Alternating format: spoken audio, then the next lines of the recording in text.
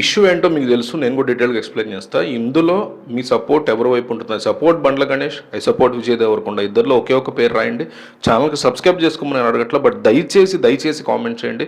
ఒక 1000 కామెంట్లు అయినా చేయండి. బండ్ల గణేష్‌కి మీ సపోర్టా? విజయ్ దేవరకొండకి మీ సపోర్టా? డెఫినెట్లీ కామెంట్ చేయండి. మొన్న మధ్య 'లిటిల్ హార్ట్స్' సినిమా సక్సెస్ మీట్‌కి కూడా వెళ్ళినటువంటి బండ్ల గణేష్ ఆయన అక్కడ ఏంటేంటో ఆవేశంగా మాట్లాడారు. రీసెంట్‌గా 'కే ర్యాంప్' అనే సినిమా కిరణ్ అబ్బవరం ఆ సినిమా తక్కువ ఎక్స్పెక్టేషన్స్తో వచ్చి చిన్న బడ్జెట్ కాబట్టి చాలా మంచి హిట్ అయింది, బ్రేక్ ఈవెన్ అయింది, చాలా మంచి రిజల్ట్స్ వచ్చింది, బాక్స్ ఆఫీస్ దగ్గర సూపర్ హిట్ అయింది. ఆ సినిమాకి సంబంధించిన ఒక ఫంక్షన్ జరిగింది, దానికి ఆయన వెళ్ళడం జరిగింది. అక్కడ కూడా కాస్త ఆవేశంగా ఆయన మాట్లాడినట్టుగా అనిపించింది. మరి ఆయన ఎట్లాంటి పొజిషన్లో ఉన్నారో ఏంటో మనకు తెలియదు, కానీ సంబంధం లేనటువంటి అంశాలని అక్కడ ఉంది. హీరో కిరణ్ అబ్బవరం, ప్రొడ్యూసర్, వీళ్ళందరి గురించి వాళ్ళు పడినటువంటి కష్టం. ఆ సినిమా ఒక సినిమా బయటికి రావాలంటే హీరోనే కాదు, హీరోయిన్నే కాదు, ప్రొడ్యూసరే కాదు, డైరెక్టర్ కాదు, ఎంతోమంది క్రూ కష్టపడుతూ ఉంటారు. ఇండస్ట్రీలో ఎంతోమందికి ఎన్నో రకాల సమస్యలు ఉన్నాయి, కార్మికులకు కానీ ఇది కానీ అది కానీ.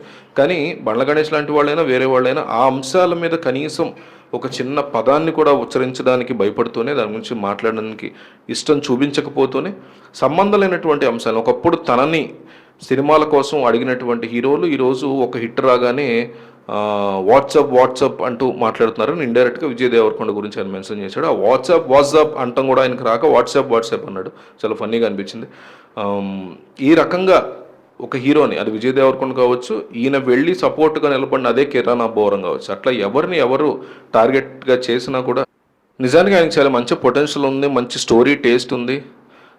ఆంజనేయులు లాంటి, గబ్బర్ సింగ్ లాంటి, టెంపర్ లాంటి సూపర్ డూపర్ సినిమాలు తీశారు. అట్లాంటి సినిమాలు తీసి ఇంకొంతమందికి ఆయన మనీ కావచ్చు, ఆయన ద్వారా వచ్చే ఇన్వెస్టర్ల మనీ కావచ్చు, అట్లాంటి వాళ్ళతో సినిమాలు తీస్తే ఇండస్ట్రీలో బోల్డ్ మందికి ఉపాధి కల్పించినవాడు అవుతాడు. అట్లాంటి పనులు ఆయన మానేసి ఇట్లా ఆడియో ఫంక్షన్లకు వచ్చేది పదేది మాట్లాడడం, ఎవరినో సంబంధం లేకుండా టార్గెట్ చేయడం.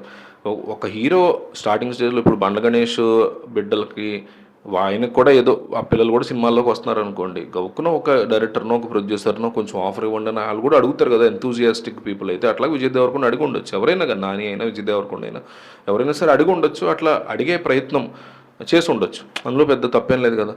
దాని గురించి ఈరోజు మళ్ళీ అంటే బ్యాక్ ఎండ్లో ఏమైనా జరిగి ఉండొచ్చు, నేను కాదంట్లో, బట్ అది బ్యాక్ ఎండ్లోనే పరిష్కరించుకోకుండా పని కట్టుకుని దాని మీద సంబంధం లేనటువంటి ఆ హీరోకి ఈ హీరోకి, ఆ బ్యానర్కి ఈ బ్యానర్కి ఏమాత్రం సంబంధం లేదు, ఆ హీరోకి సినిమాకి సంబంధం లేదు, అట్లాంటి చోట పట్టుకొచ్చి ఇండైరెక్ట్గా మాట్లాడి ఒక రెచ్చగొట్టే విధంగా ఆయన ప్రవర్తించడం అనేది చాలా అన్నాయింగ్గా అనిపించింది. మొన్నే దివాళీ ఫంక్షన్ అయితే ఇండస్ట్రీ మొత్తం వెళ్ళింది ఆయన ఇంటికి, చిరంజీవి, వెంకటేష్. అట్లా పిలిస్తే అట్లాంటి వాళ్ళు కూడా ఆయన ఇంటికి రాగలిగారంటే ఈయనకు ఒక స్టేచరు, ఒక లెవెల్, ఒక ఇది ఉంటుంది. దాన్ని, ఆ గౌరవాన్ని, ఆ ప్రెస్టేజ్ని ఆయన కాపాడుకుంటే బాగుంటుంది. కానీ ఇట్లాగా సంబంధం లేని వాళ్ళని సంబంధం లేని వాటిలోకి చొచ్చుకుని వచ్చేలా చేసి తోసి అట్లా చేయడం కరెక్ట్ కాదని నాకైతే అనిపించింది. మీకేమనిపించిందో కామెంట్ చేయండి.